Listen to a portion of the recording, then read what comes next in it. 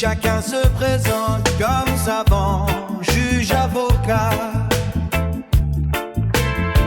formateur ou expert en tout. Pourtant une grande partie de ceux qui parlent avec tant d'assurance ne possèdent même pas la formation de base que devrait offrir l'école classique.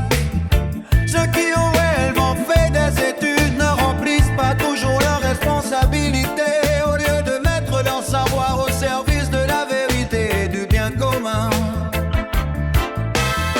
Certains s'en servent pour tromper, manipuler ou profiter de l'ignorance des autres. Le savoir qui devrait éclairer devient parfois un instrument de domination.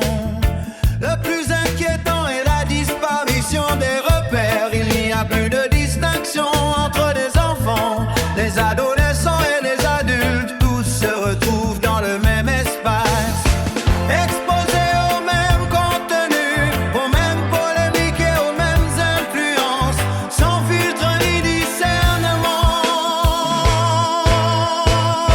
Plus grave encore, certains dirigeants et responsables abandonnent la logique de leur profession et les exigences de leur fonction, au lieu de s'appuyer sur les faits, sur l'analyse ou sur leur expérience. Ils prennent parfois leurs décisions en fonction de ce qu'ils veulent entendre ou de ce qui fait le plus de bruit sur TikTok et les autres réseaux sociaux. Les émotions remplacent la réflexion et la popularité prend le dessus sur la compétence. Dans cette logique, il devient facile de salir la réputation d'une personne sans preuve.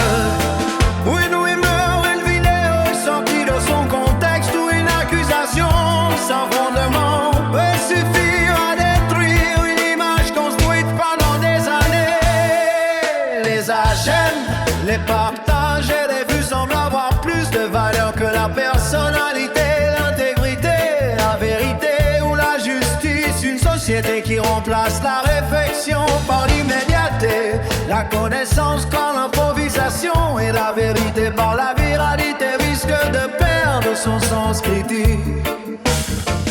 Les réseaux sociaux peuvent en être des outils extraordinaires d'éducation, d'information et de dialogue. Mais lorsqu'ils deviennent la principale source de savoir et le tribunal de l'opinion publique, ils cessent d'être un moyen au service de l'homme pour devenir un pouvoir qui façonne les consciences. Le véritable défi n'est donc pas tout en lui-même, mais notre capacité à exercer le discernement.